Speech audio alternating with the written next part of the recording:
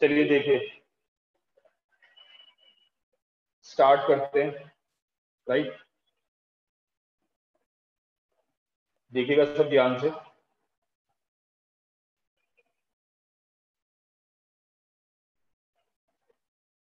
मैंने last class तक आपको चैप्टर नंबर 4 के एनसीईआरटी क्वेश्चंस कराए थे। लगभग हमने सारे क्वेश्चंस पूरे कर लिए थे। आज हमें क्या करना है, एक नया चैप्टर स्टार्ट करना है, दैट इज चैप्टर नंबर 5। ठीक है, चैप्टर नंबर 5 शुरू करेंगे। Chapter number 5 is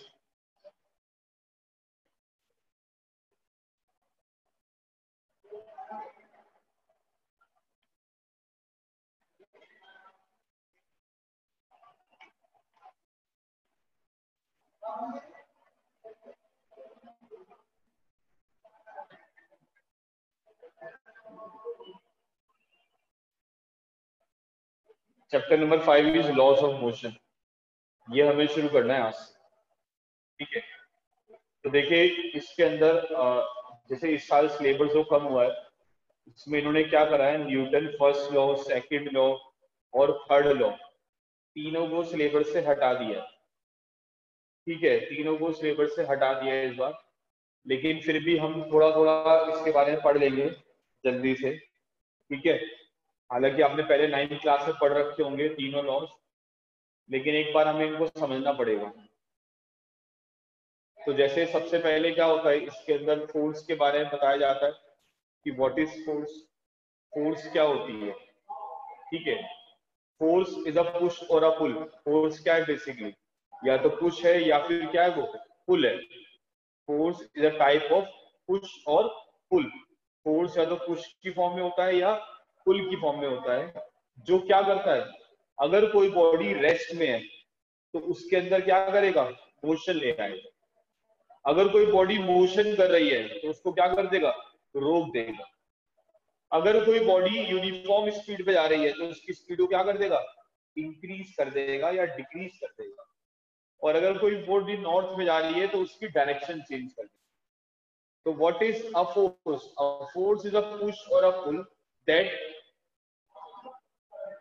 that stop the moving body, bring the body in the motion at rest, changes the speed of the body, changes the direction of the body। ये सब काम कौन करता है, ये सब काम फोर्स करता है। फोर्स की यूनिट आपको पता है न्यूटन होती है, और फोर्स की सीजीएस यूनिट जो होती है दैट इज डाइन। एक न्यूटन में 10⁵ डाइन होते हैं। ठीक है, फिर इसके बाद न्यूटन फर्स्ट लॉ आता है। न्यूटन फर्स्ट लॉ ये कहता है कि a body at rest will remain at rest. अगर कोई भी बॉडी रेस्ट में है तो वो रेस्ट में ही रहती है। अगर कोई बॉडी यूनिफॉर्म मोशन कर रही है तो यूनिफॉर्म मोशन ही करती रहती है अपनी डायरेक्शन में, जब तक आप उसके ऊपर एक्सटर्नल फोर्स अप्लाई नहीं करते। ठीक है, फिर आता है इस न्यूटन फर्स्ट लॉ को हम लॉ ऑफ इनर्शिया भी कहते हैं। ठीक है, इस न्यूटन फर्स्ट लॉ को हम लॉ ऑफ इनर्शिया भी कहते हैं। तो ये सब हमारा इस सिलेबस से हट गया है वैसे। ठीक है बेटा, आयुष डागर, आप अपने चेक करो कनेक्शन, मेरी तरफ से कनेक्शन सही आ रहे हैं और सब बच्चों को सुनाई भी दे रहा है मेरी आवाज, और वीडियो भी सही आ रही है। आपके कनेक्शन थोड़े लूज होंगे इसलिए दिक्कत आ रही होगी आपके साथ। ठीक है, अब हम क्या करते हैं यहाँ पे ये फर्स्ट सेकंड और थर्ड लॉ को हटा के कुछ नया डिस्कस करते हैं जो हमें पढ़ना है इस चैप्टर के अंदर। आप एक बार फर्स्ट सेकंड थर्ड लॉ खुद पढ़िएगा, मैं नोट्स आपको भेजूंगा। ठीक है,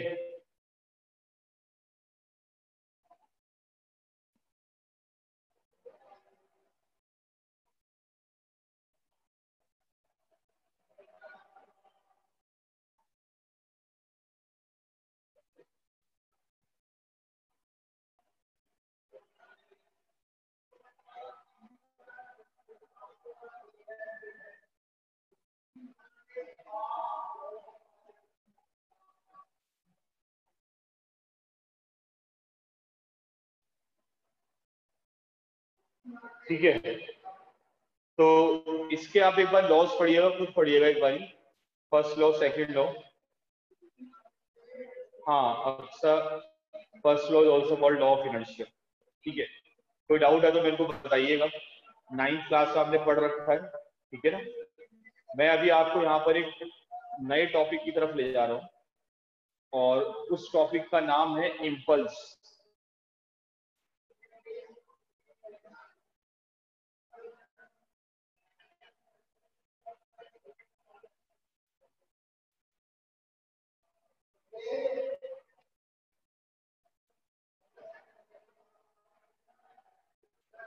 तो इम्पल्स को पढ़ने से पहले हम एक टर्म पढ़ते हैं जिसका नाम होता है इम्पल्सिव फोर्स।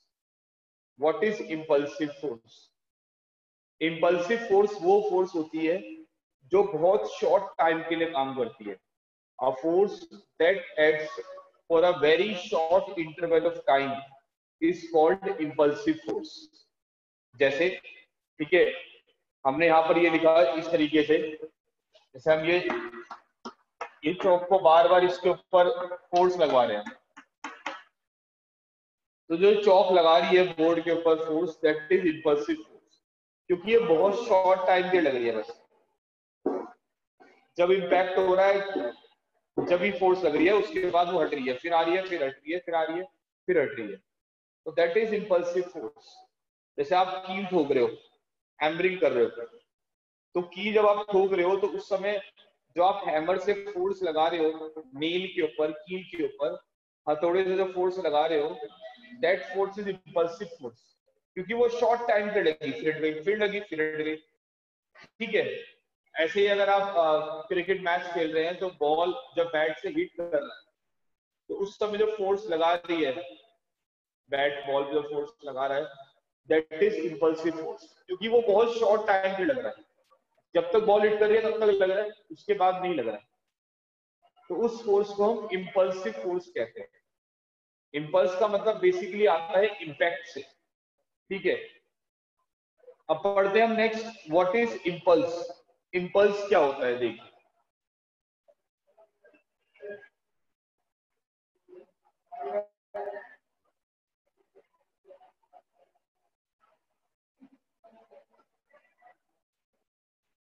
इम्पल्स क्या होता है ये हमें पढ़ना है। तो व्हाट इज इम्पल्स?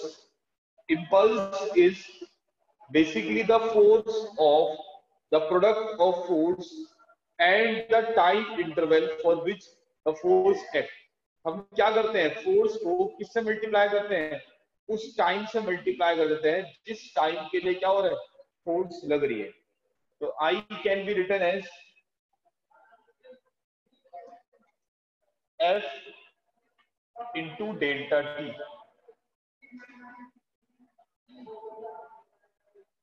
ठीक है, तो फोर्स को अगर हम डेल्टा टी से मल्टीप्लाई कर देते हैं तो उसको हम इम्पल्स कहते हैं। Delta T means change in time, कितने टाइम के लिए फोर्स लग रही है।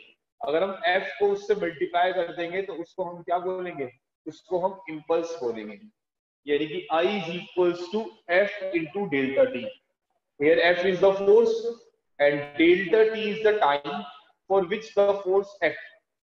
डेल्टा टी वो टाइम है जिस टाइम के लिए हम क्या करते हैं, फोर्स लगा रहे हैं। ठीक है, अब अगर ये डेल्टा टी बहुत छोटा है, ठीक है, अगर ये डेल्टा टी बहुत छोटा है तो हम ये लिख सकते हैं आई इज इक्वल्स टू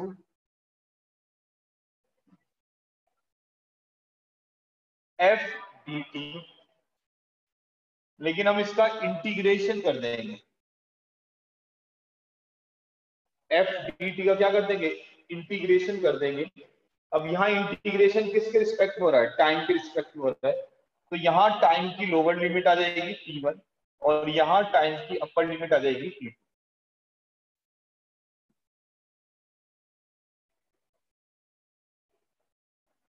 तो ये हमारे पास इम्पल्स का फॉर्मूला यूज होगा अगर हम शॉर्ट टाइम के लिए काम करते हैं तो। ठीक है, मैंने बताया इम्पल्स का फॉर्मूला क्या होता है, एफ इंटू डेल्टा टी।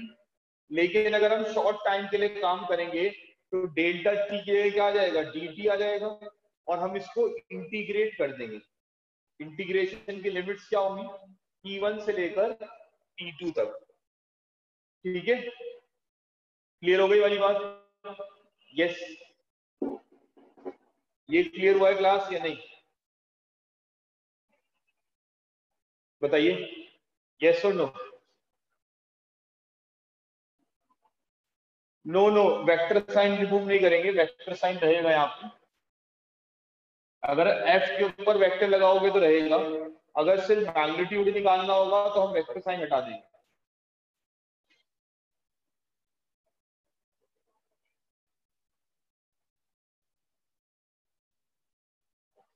बताइए क्या समझ में नहीं आया, किसको समझ में नहीं आया और क्या समझ में नहीं आया, ये बताइए। यस क्लास, किसको समझ में नहीं आया और क्या समझ में नहीं आया ये बताइए मेरे को।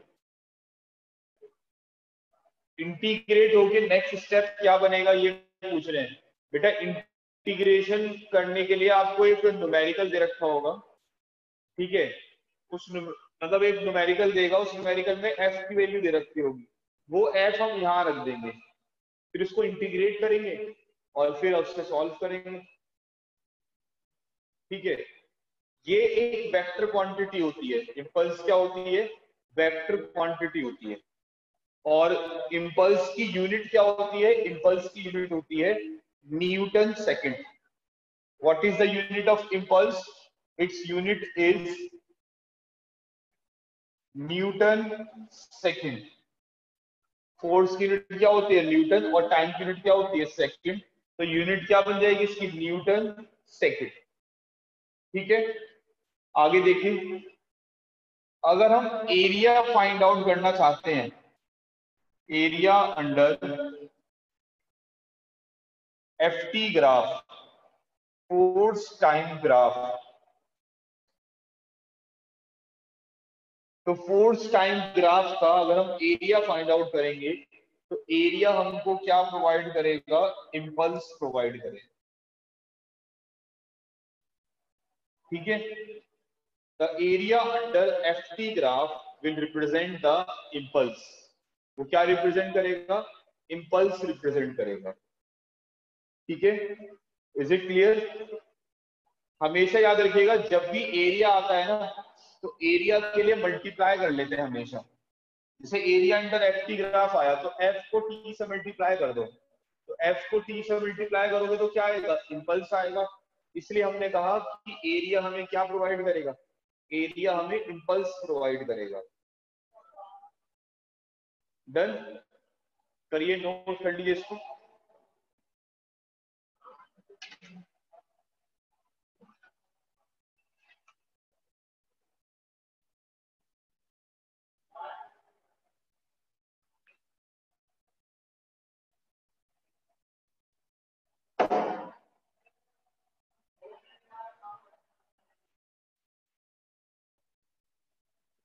नोट करिए सब।